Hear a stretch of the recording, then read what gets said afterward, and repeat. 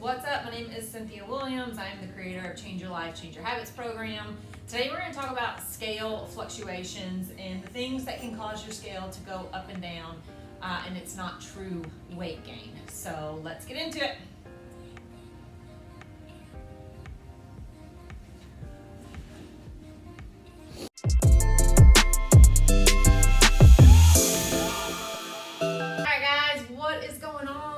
So today I want to talk about scale fluctuations and the things that can cause your scale to move up and down.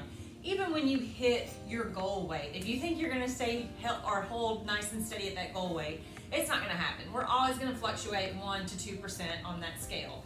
When I have my clients check in, we check in on a weekly weight average. We don't pick one day of the week, same day of the week, and just use it to modify or determine our progress, because it's not accurate because of these things. So if you do a weekly average of your weight, and if you're in a weight loss period and that weekly average is trending down, you are making progress. And that's better, I think, in more mentally, it helps my clients stay in there better. And because I start to teach them these things, they start to learn it and they don't get so caught up in the scale being their only form of saying whether or not they are progressing. There are so many different variables to our weight loss journey that all determine progress and are just as important. So I just want to go through some scale fluctuations quickly, things that can cause your scale to move up or down day to day, and why that might be. So first thing first is your cycle, your menstrual cycle.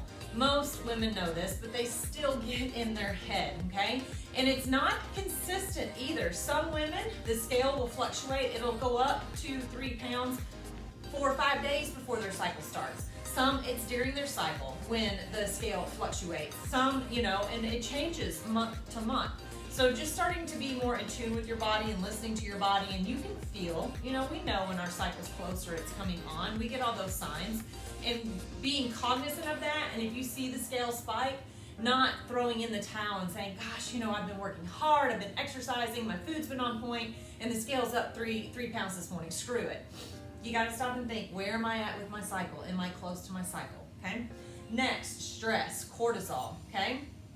This one can fluctuate the scale quite a bit. If you're not getting good, consistent sleep, if you're getting 5-6 hours of sleep regularly and your scale is all over the place, I guarantee it's because your cortisol levels are off, okay?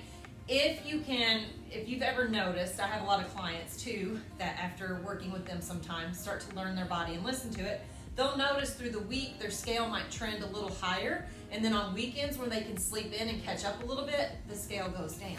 And so they start to realize the importance of sleep and having good quality sleep and allowing your body to recover and repair itself at night has on your ability to drop weight, okay?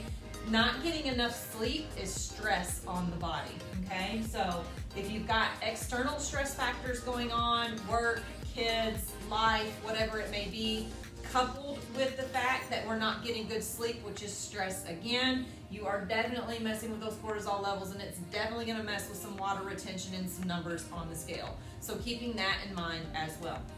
Next, like I said, is sleep.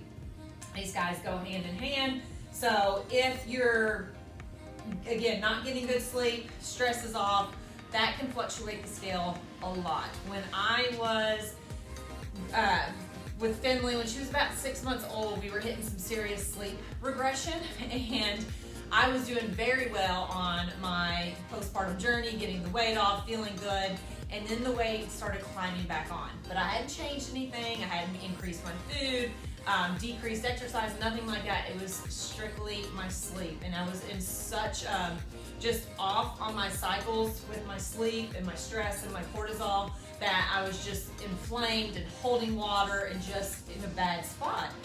So as soon as I got my sleep cycles regulated again, she started sleeping through the night, that scale just came plummeting right back down.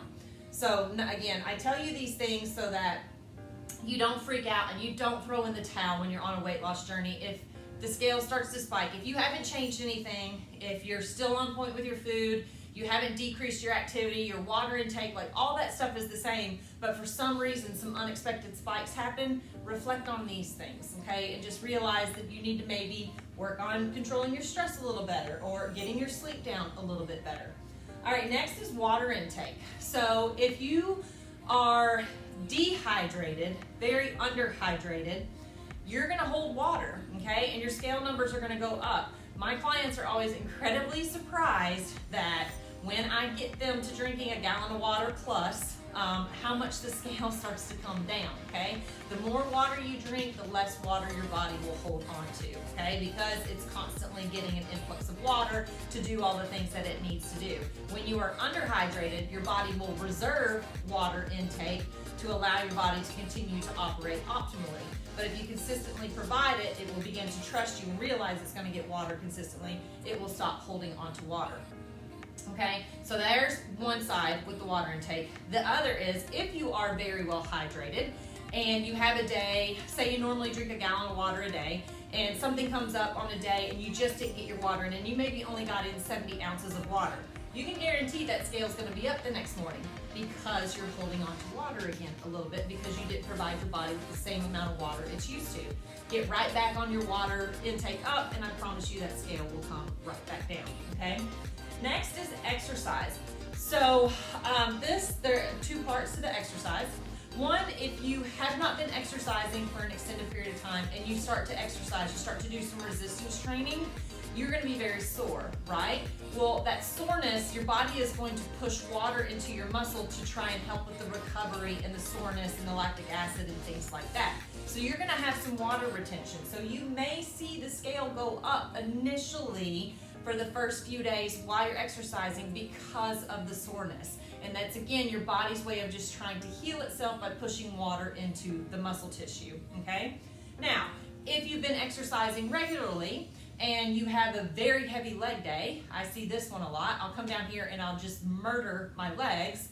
The next day, I tend to be a little bit heavier on the scale, and it's for that same reason. I'm super sore, I can feel it, I feel like my muscles are gonna bust out of my pants, they feel real thick, real heavy, and it's the water being pushed into the muscle tissue for repair. So again, if you've been killing it, everything's good, you have a seriously hard workout, and you wake up the next morning and you're up on the scale, don't freak out, you didn't gain weight, you're just holding a little bit of water, okay? Next is digestion, okay? If you are not regularly going to the bathroom every single day and you only maybe go 3-4 times a week, I guarantee you your scale is up compared to somebody that does because you're holding a lot of stuff, literally, inside of you, okay? So digestion is key. We want to go to the bathroom every day, and then we also want to be properly hydrated with water so that we're peeing lots throughout the day and pushing things out that our body no longer needs or in excess and we can get rid of and just not having our body, basically. So key is proper digestion. And if you're not going to the bathroom every day, you need to work on figuring out why. You should be going to the bathroom every day. Okay, there's some kind of dysfunction going on, whether it's some kind of food that you're eating that's an inflammatory marker or whatever it may be, I don't know. You know, everybody's different, but I would work really hard on figuring that out and trying to get yourself regular. And then last, of course, sodium. We all know this. If we have a really high day of sodium intake in food, we're going to be up because it's going to make us retain a little bit of water. So I always tell my clients, if they have a high sodium meal, to try, if your normal is, let's say, a gallon of water, try and get an extra 20 ounces. So a gallon of water is 128 ounces. Try and get an extra 20 and go up to like 150 ounces, 155 ounces to help offset some of that increased sodium that you normally don't have in your diet. All right, guys, so please refer back to this, okay?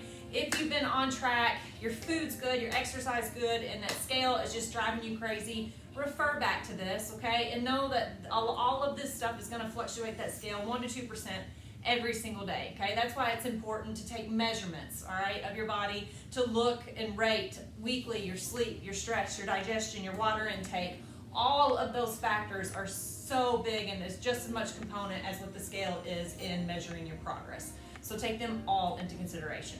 So if you have any questions, you can always email me at cynthia.williamsfitness@gmail.com. You can click below to get my free ebook that's full of even more information that goes into detail on more of this type of information. And then also my program link, which is $49, which is a complete guide to a reverse diet and how to do an official calorie deficit as well. So it's phase 1 is the reverse diet, phase 2 is how to put yourself through a proper calorie deficit and not only lose the weight, but how to keep the weight off, which is the bigger piece to the puzzle.